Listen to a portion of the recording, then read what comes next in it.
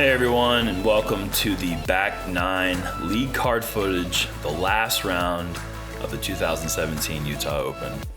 Got Big Julie commentary here, myself, Jeremy Koling, joined with Paul Ulibarri, and we've got a race to the finish. Yeah, I can't believe actually how close it really is. You got 5 people in contention for the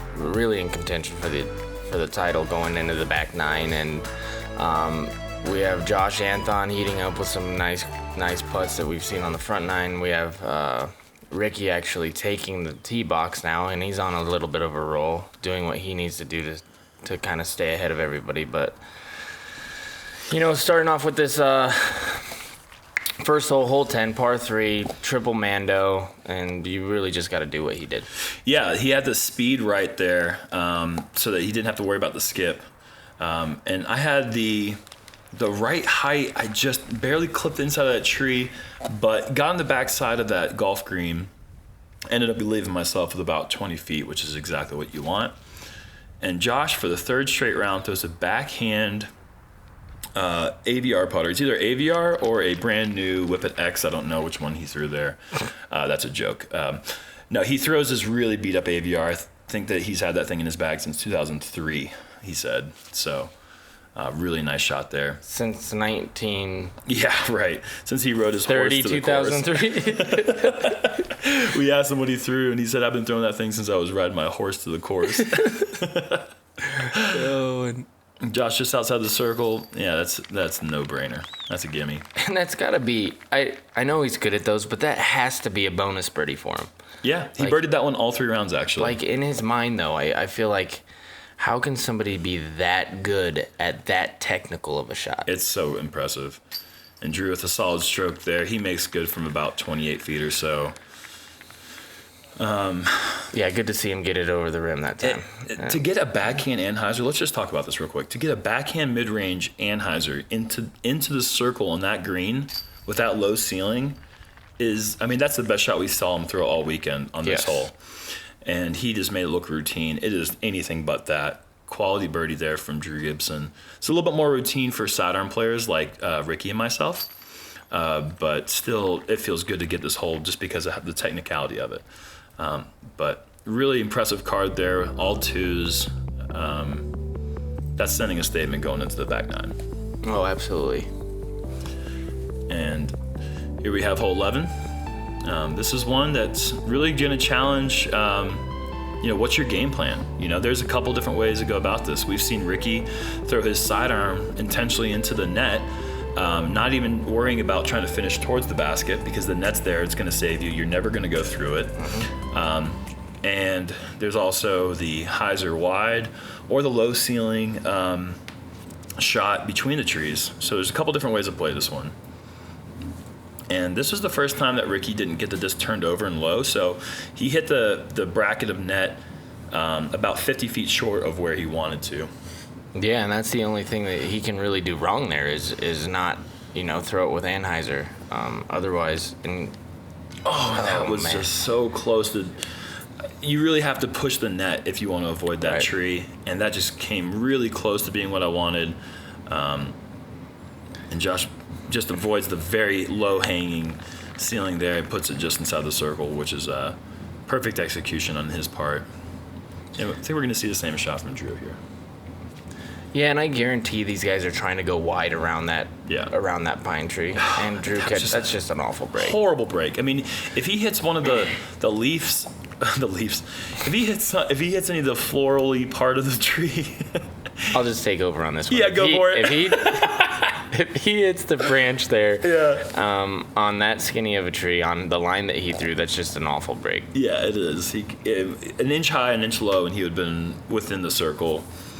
He was pretty ticked off about that, actually, which justifiably so. He threw a really great shot, and yeah. He gave the Leaf a little tap there. A little high five. Hey, way to go, Leaf. And Josh cleaning up, just a perfectly executed tee shot. Good birdie on his part. Now he is tied with Ricky atop a lead. Yeah, he's on a nice little run. You can tell how confident he is with the last putt and that shot right there. And let's see what he does on hole 12. Looks like Drew's just routine tap in here for par. See if you can get a routine tap in for bogey. That was right side. That could have fallen out too. Yeah, and that's just him. I feel like letting the frustration get to him. Yeah.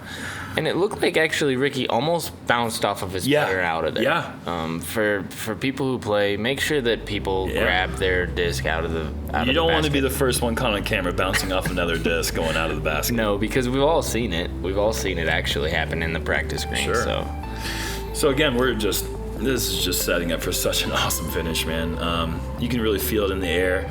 I'm sitting at 18, but with 2 at 19, and at this point, I wasn't checking U-Disc. I didn't know what was going on with Dana Vici. I had no idea that he was out there absolutely shredding the course apart, or Anthony Barella. So here's Josh turning a shot over, hitting the pole, kicking left. That's kind of a door open situation for Ricky or myself or anyone to kind of get a stroke back. And we'll see what Ricky does here. And just throws it straight into the ground. With this low ceiling, you really have to throw this shot a couple feet off the ground, and it's really not that hard to throw it right into the ground here. Yeah, but that is surprising from both of those players. Those are three of the mistakes that you just don't make. And that one's just a tick off of the nose angle that I wanted. If I kept that thing just a bit more nose up, that thing would have lifted and been up there putting for a 2. And Drew just finally can get the break that he's been deserved on this hole for a long time. He is just not. This hole has not been his friend in the past. Yeah, he definitely saves face for the lead card there. Yeah, right. We didn't play this hole that great. And that, speaking of not that great, that approach is not that great. That was a pretty routine, you need to put that close to the basket kind of approach. Rick's like, here, I'll show you how to do that. Yes, you just put it under the basket. Right, there's no stress with that. That's a lean in. Anthon's like, Jeremy, just pay attention. Yeah, to me, it's really awesome to see how good Josh is at all the shots. Right. At all of them. Right. Like, he just threw a backhand roller with a putter a few holes back, and now he's throwing nice birdie from Drew. Yeah, Drew. You expect him to make that He's one. sitting there like, oh, I finally did it, you know? Yeah, but back to Josh. And then he throws a nice, touchy putter sidearm up shot right there. I mean, those are the skill set just goes all around with him, so.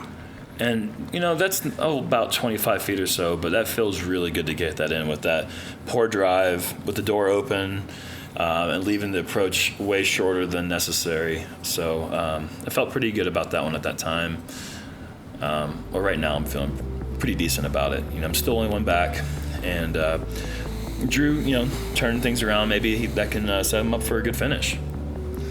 Yeah, that was definitely a well-executed tee shot from him and then a well-executed putt, so that's exactly what he needed to get going on this back 9.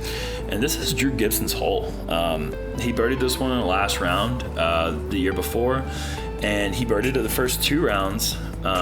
So we'll see if we can get it for the 3rd straight time and get the clean sweep on this really tricky, really long hole with the green pretty close to the water.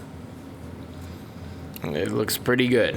Yeah, he's a bit wider than I think he wants, but the thing is, this fairway is so fast, and look at that skip. Fast. And look at the ground slide too. You can't see that ground slide from the tee because it's a little bit over a hill. And I think he thought he was about 50 feet away or so. At that point, he didn't know that he was inside the circle. And Josh really throwing this probably as good as he could have. I mean, Yeah. he got all of that, and he's circle edge. That is a strong throw. Yeah, I mean, I didn't think that Josh could get it that far the way that he had thrown it there, and he was just outside the circle. And this looks, from the tee, I mean, there it is. It just looks perfect. From our perspective, we couldn't tell that came up 30 feet short. It looked like it was under the pin. And here I'm going with my champ strike. And I almost released it tomorrow, but stayed away from everything, in the air high enough.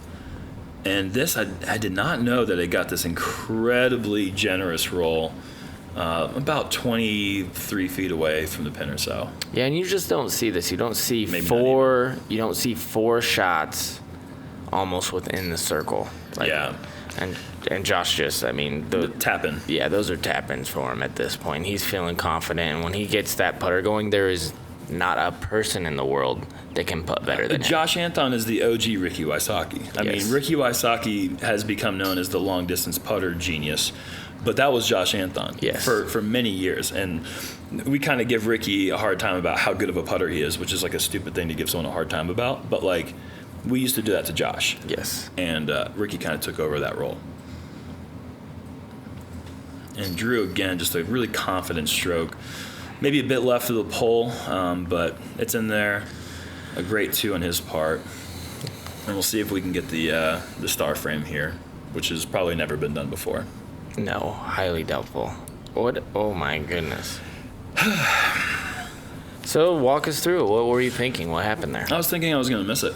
Yeah, that's usually what happens. Yep, I was thinking I was really uncomfortable with it, and I tried to not think that I was uncomfortable with it, but I couldn't. And now you just tried to wish it away, and you couldn't do that either. Yeah, and I think the flag stick right there, because I putted it with a good bit of pace there, and if that flag stick didn't stop it, I was probably going to go in the water long. So really, really impressive work on my end.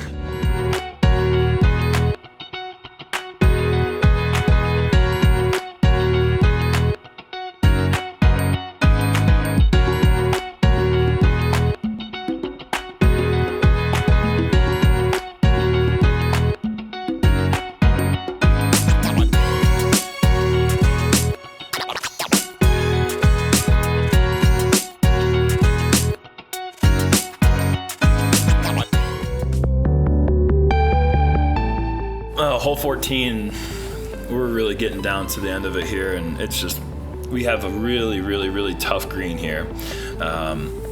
Anything can happen with this one. The safest play is to just play down to the bottom of the hill, but then you have the tricky putt. Ideally, you want to hit the left side of that basket if you're going to throw the sidearm and just try to have the hillside collect it. And Drew's got the thing up in the air pretty high, but it's really overstable, so really didn't have any chance to fly OB. Right, and that is the play. You want to just chuck it down the hill, hit the barrier, make a putt. Josh is going with the lower sidearm, and that keen fence. Go buy some keens. They're helping everyone out right now. I saw that wall get brutalized this weekend with people hitting it, and I didn't see one of the shots hit the wall and go B. So. And there's 3 for 3. So I'm thinking to myself, I don't want to be down there. I want to put this thing close to the basket. I don't want to have to support Keen. And this is a bit wider than maybe definitely than the rest of them. But I hit the front side of that hill just like you want, but not the result. Yeah, and you really want to hit the other side of the hill because that you could stick, but probably 70% of the time you're going to roll in the bunker. And that was just nerves. Nerves got in the way there, and kind of realizing at that point that, Ricky and Josh are probably going to tap these in. And I say tap them in because that's tapping for them. And at that point, I think kind of all hope is lost on my end in terms of winning. I still know I can finish strong, but I was a little bit too nervous about that putt, I think. But Drew makes a solid putt. Really scary putt. I mean, there's the bunker right behind. Josh makes a solid putt there as well. Yeah, it's scary for anybody else but Josh and Ricky. Right. They looked at each other and they're like, should we just pick them up? They're like, yeah, we'll just pick them up. Oh, it is a pickup. That's a pickup. Yeah, it really is, especially down the stretch. You're just like, yep, just pick them up. It's not really even fair. And there you go. And you squeak one in. Yeah, thank you. That's true. I did squeak that one on the right side. And here I'm looking at the trail to see what happened. I thought that I threw it perfect, but I'm definitely. You challenge that green, it's gonna punish you. Yeah. You should challenge the keen wall, not the hill. On to hole 15, and this is really where anything can happen. I mean, you can take a 6 in a heartbeat here. or you can 3 it and gain strokes on most of the field. But just the name of the game on this one is keep your tee shot in bounds. You can get aggressive on your second shot, but tee shot being in bounds is paramount to anything else. Yeah, and really the best way to do that is throw a high stalling shot, just like Drew just did, and have it come landing soft. But it looks like he might have put a little too much power on there, but... It rolls down the hill, but he is actually safe. He is right on the edge of the water, and he threw that thing probably 480 feet or so. And Josh actually going with the spike hyzer into the hillside, and he catches the long grass and keeps him safe. That's really perfect position. Again, he took some off the tee shot, didn't go for the longest shot, but he put himself in perfect position to get aggressive on the second shot. And Ricky doesn't like this. He does the hand on hip Ricky shrug, like, oh, what did I do? He was saying get down out of his hand, which is something he usually says right before a perfect shot is executed. The scariest words out of Ricky's mouth are, oh no, right, that's awful. And then you're like, oh yeah, he parked it.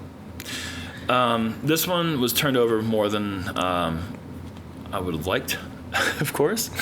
And I ended up going in the creek long here, so I'm going back to the drop zone. And really, you want to keep this thing super wide, otherwise you will do something kind of like that. So that's tough. Yeah, that's a tough break. You're down the stretch of big tournament. You've missed a couple putts, and at that point, it's like it's almost like it's almost like you're just in a battle with yourself. Like you're like, I can't do anything right, and it's not that. A couple bad breaks here and there, but it all adds up. And Josh actually doesn't throw the best shot right there. Yeah, unlike Josh. Yeah. Josh wasn't doing Josh things, but here Rick is doing Rick things and putting himself 20 feet. Maybe not even. Actually, 12 feet. So Josh and Rick are tied going into this hole. Josh is going to need to make a putt from about circle 2's edge to keep things tied with only 3 holes left after this. And great approach there from Drew. Slightly tricky lie on the hillside, but throws a really nice shot. And Josh from way outside the circle. This is a scary putt. I mean, if you don't have the height right there, you're going straight into the drink. Gave it a nice bid. Definitely a respectable run from there. And doing the best I can to throw 3 strokes total on the hole, but take a 5. So. Yeah, it was a good putt. Getting out of there with a bogey definitely almost feels like a double bogey on that hole. Yeah. But it's not the worst score you're going to see on the hole. And you made the right mistake going into that green. You got it pin high and gave yourself a... Oh, man. That's one you're just never going to get back. And you want it back because this birdie does feel so good. It's a quality tee shot, quality approach, and you just got to capitalize and finish that one off. And that's about as apprehensive of a tap in as you'll ever see in your life. Drew's mannerisms on the course he's got a lot of passion. Yep. Oh yeah. He probably makes me laugh with his reactions more than anyone else. But Ricky taking a huge stroke right there. I mean, these last 3 holes, really, so much can happen on any hole in the course, but this is really clutch time. This is Ricky time. And that's a huge break on his end to get that 1 stroke. And Josh didn't quite commit to his approach. And we're going to see him try to throw a layup here. And he's got so much power that his layup isn't so much a layup, more of an attacking. And he is just... The spotter doesn't know. He gave us the red flag, green flag. That's a group call for us. Okay. And so Josh almost has a green light here. Yeah. Like he needs the stroke. He has to go Door's aggressive. open. And he throws it wide, and that's coming back. And he knew out of his hand, he said, that's going to hit that tree. And he was right. He hit the tree, but fortunately, on that downslope, anything can happen there. It did stick, so he has a run, but probably the scariest possible run you can have. On the course. Yeah. I don't think Drew's going to lay up. Nope. He just takes it over And this is over Josh's tree. Yep, over the Joshua tree. And then puts it about 40 feet. Yep. With about the scariest run again. Yeah, that's the third straight round that he's put on the backside of that hill safe every single time. And I got to go for the green here or lay up to 100. One of the two. Yeah, and looks like you laid up to 100. Yeah, I'm throwing a somewhat understable Star Destroyer there, one that I can get a lot of glide on. I just kind of put it too much anhyzer on it and went straight into the ground. And yeah, and you're giving that a bid, but there's not much you can do from that distance. Like, right. And Josh, that's surprising. That's surprising to see him lay up in that position with Ricky where he is.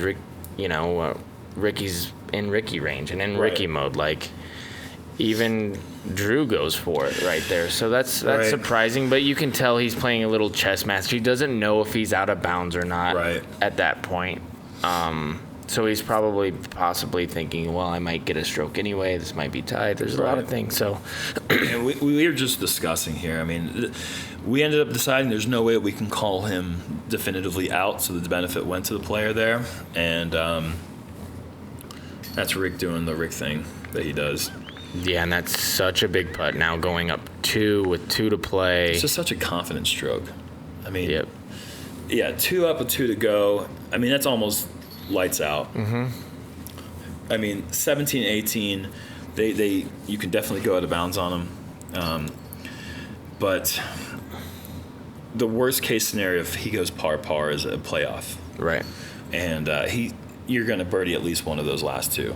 So he's doing what he needs to do and definitely got the benefit of the doubt there. Next year, we're going to see these bunkers strung up, so there's no group calls like that you have to make. That's the one thing that I think that they could have done to improve the tournament. Other than that, they really knocked it out of the park. But anyways, on to hole 17 with Ricky with a 2-stroke lead. 370 feet or so, and you can just see how tight that green is on the right side. The safe play is to keep a sidearm really wide if you're going to throw a sidearm, or throw a backhand that fades left. Yep, and Ricky gets it out wide, and you can tell he's just playing this to make sure to get a putt.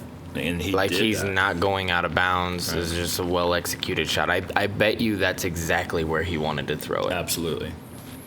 That's just smart finishing right there on his part.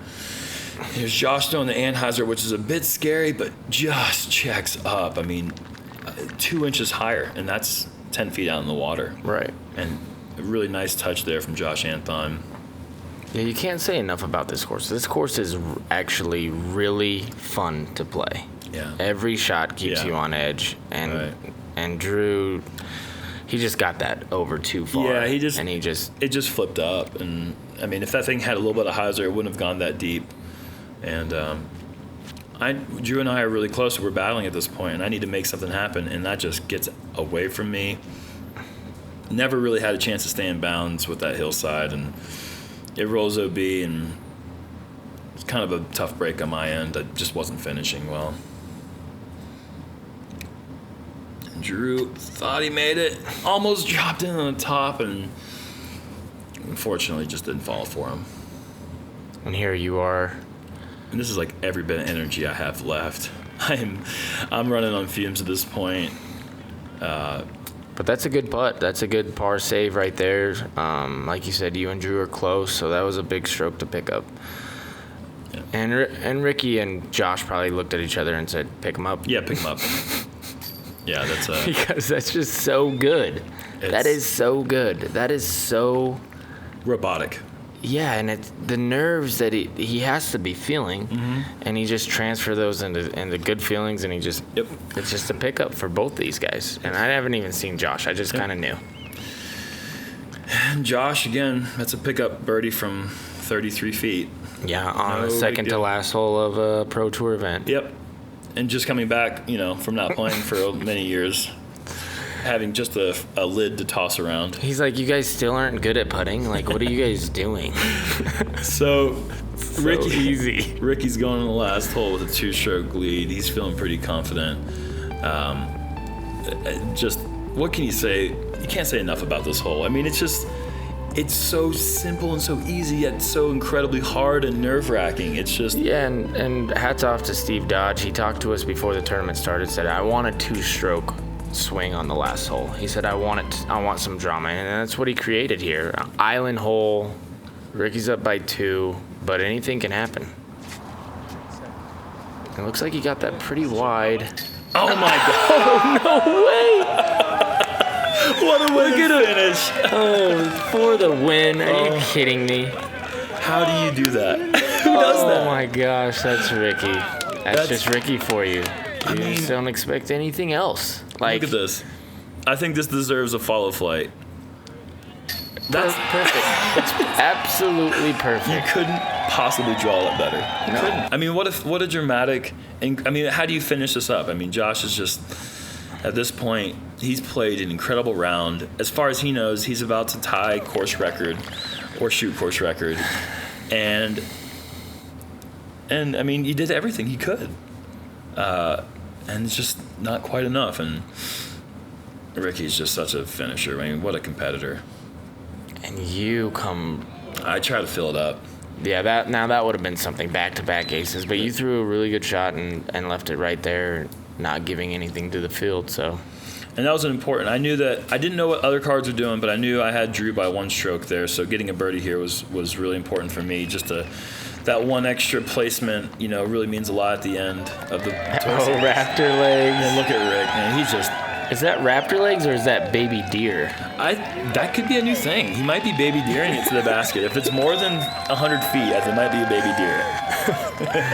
Oh my gosh. I've only seen this. I've never seen the last shot of a tournament from a leader. Hole in one. Just walking away with it. And this is a little tap in here. Yeah, just pick it up. Just pick it up for Josh. He's just like, are you kidding me? Yeah, he's he did like, everything he possibly could. Thank you. Like, what are you gonna do? He played almost the perfect round, and Ricky started off slow, and Josh played a perfect round, and it still just wasn't enough. I mean, that's just, you can't say enough about those two guys. Nope. And so you guys finish at 5 under on hole 18. That's pretty impressive. Yeah, 5 under on the last hole for 4 players. Ricky just really walking away there. And the last 7 holes, he was 8 under. I mean, that's just unheard of.